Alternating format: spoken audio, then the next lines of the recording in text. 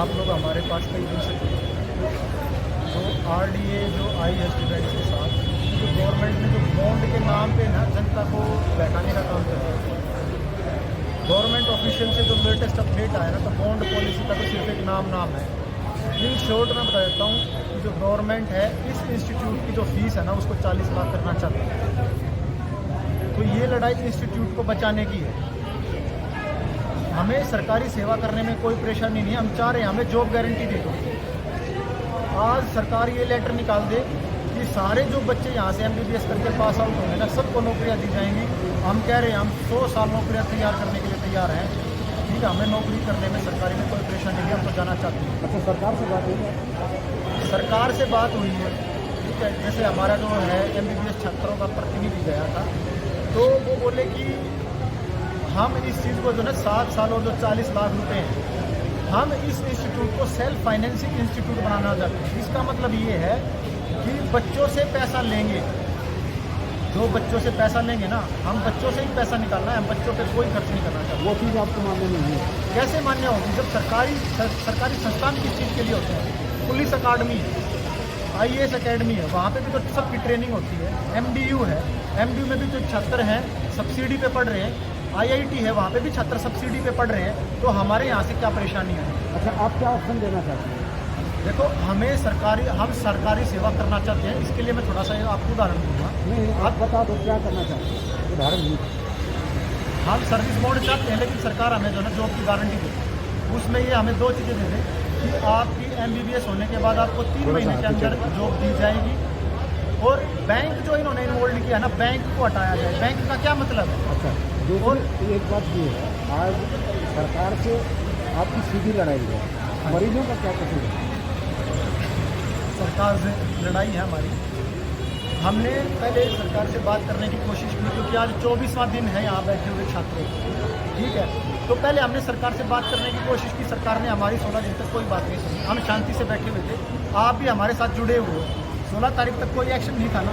फिर उसके बाद हमने सरकार को अल्टीमेटम दिया, पैसे या तो हमारे साथ बात कर ले, या पर ध्यान से सुनो, या तो हमारे मुद्दों पे ध्यान से सुन ले बात, नहीं तो हम आगे कठोर कदम उठाएंगे। ये शायद आप लोगों के बीच में भी आई थी और आपने न्यूज़पेपर में भी छापी थी। सरकार ने 72 घंटे के अंदर कोई भी बात नहीं दी, ना कोई ठोस जवाब आया। फिर उसके बाद हमने स्टेप लिया सरकार को जगाने के लिए कि हम जो है 1 घंटे के लिए OPD में पेन डाउन रखेंगे। सरकार ने फिर बात नहीं सुनी। फिर हमने बोला कि हम OPD में 2 घंटे पेन डाउन रखेंगे। सरकार ने फिर बात नहीं सुनी।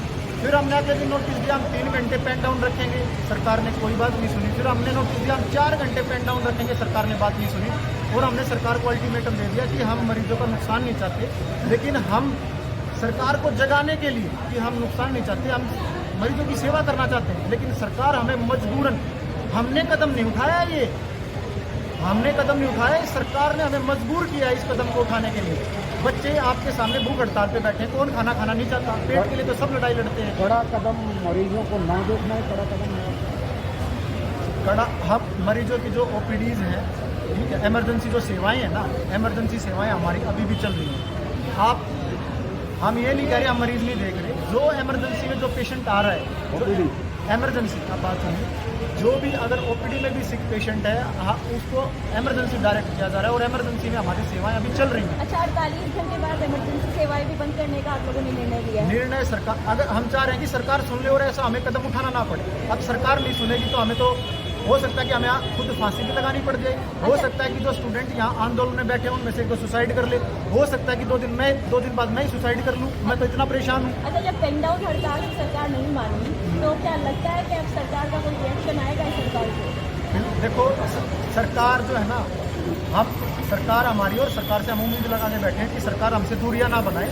सरकार हमारे साथ खुले मंच पे हमारे से बात करे। हम बातचीत के लिए तैयार हैं, और सरकार हमें जहां बुलाएगी हम वहां जाने के लिए तैयार हैं। बल्कि सरकार के नुमाइंदों का तो होना ये चाहिए कि आपके घर में बच्चे यहाँ बैठे हैं, वो हमसे यहाँ के बात करें। लेकिन नहीं, जहाँ हमें बुलाएंगे ना वहाँ हम जाने के लिए तैयार हैं। लेकिन सरकार बातचीत का रास्ता खोले, हमारी साइड से खुला है। आप सरकार को ये मैसेज दें। अच्छा, ये बताइए, आप सीनियर हैं, कि बच्चों में सीनियर और दुनिया को भी आप सुना देते, क्या सुसाइड किसी चीज़ का हल है? आप क्यों ऐसा कह रहे हैं?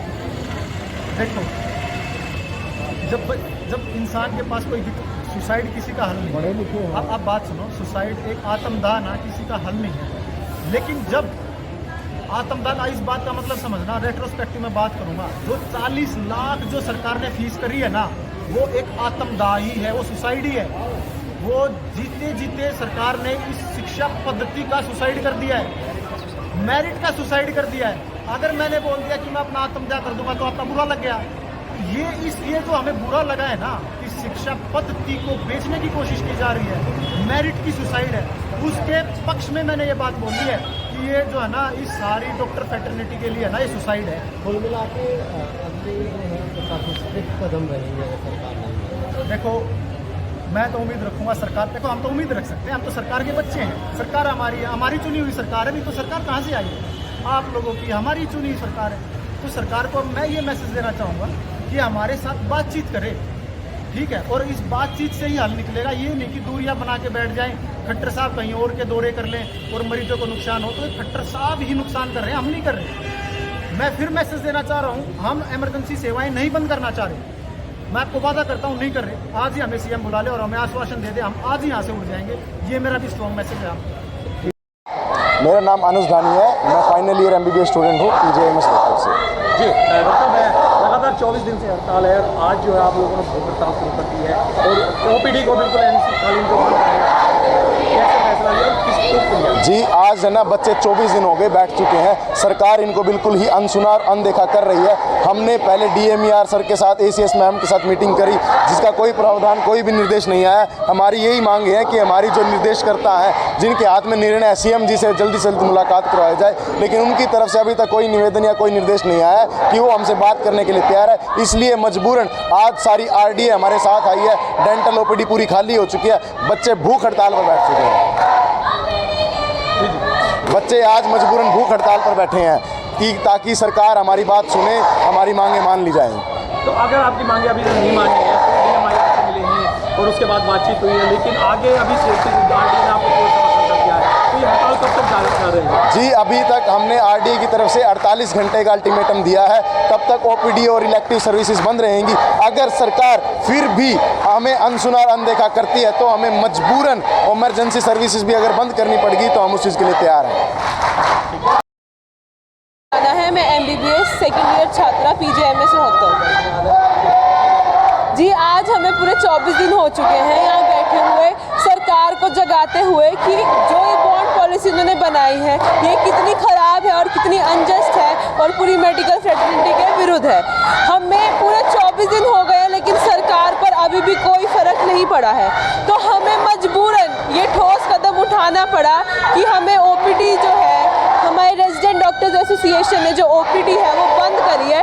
उन्हें ऐसा लगा है कि जो हमारे बच्चे जो बैठे हैं उनकी कोई सुनवाई नहीं कर रहा है, तो रेजिडेंट डॉक्टर्स एसोसिएशन के द्वारा दिए गए निर्देश पूरी OPD, वार्ड और इलेक्टिव OT जो है आज के लिए अगले 48 घंटे तक बंद रहेगी। और हमारा सरकार से अभी यही अनुरोध है कि अब तो हमारी बात सुन लो, आप इतना मजबूर हो गए हैं, लेकिन सरकार जो है इतनी बहरी हो चुकी है कि वो सुनने को तैयार ही नहीं है।